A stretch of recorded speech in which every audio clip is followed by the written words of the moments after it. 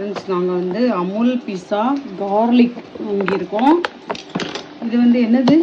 Heat garlic.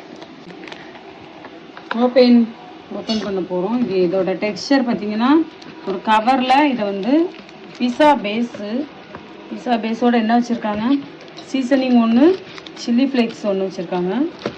இதை வந்து cover பண்ணியிருக்காங்க. இதில் வந்து சீஸ் நிறைய போட்டிருக்காங்க. போய் இதை வந்து நாங்கள் கன்வெக்ஷனில் வைக்க போகிறோம்.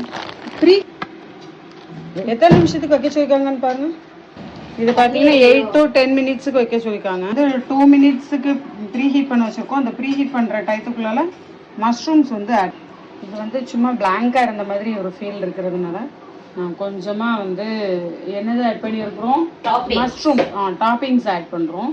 டாப்பிங்ஸுக்கு தான் வந்து மஷ்ரூமு, அப்புறம் இதில் இருந்த சீசனிங்கு, சில்லி ஃப்ளேக்ஸு எல்லாமே ஆட் பண்ண போகிறோம். இப்போ வந்து ஓவன் ப்ரீ ஹீட் ஆயிடுச்சு. நாங்கள் வந்து ஒரு 8 மினிட்ஸுக்கு வைக்க போகிறோம். எப்படி வருதுன்னு பார்க்கலாம்.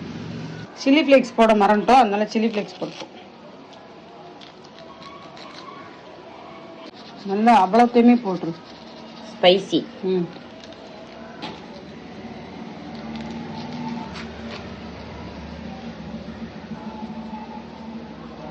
இது என்னது சீசனிங்கா?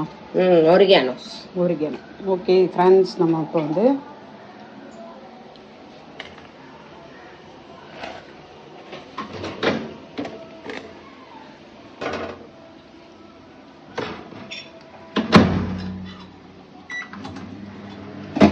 வச்சாச்சு.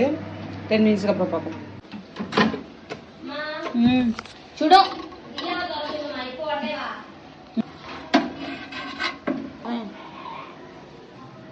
எடு.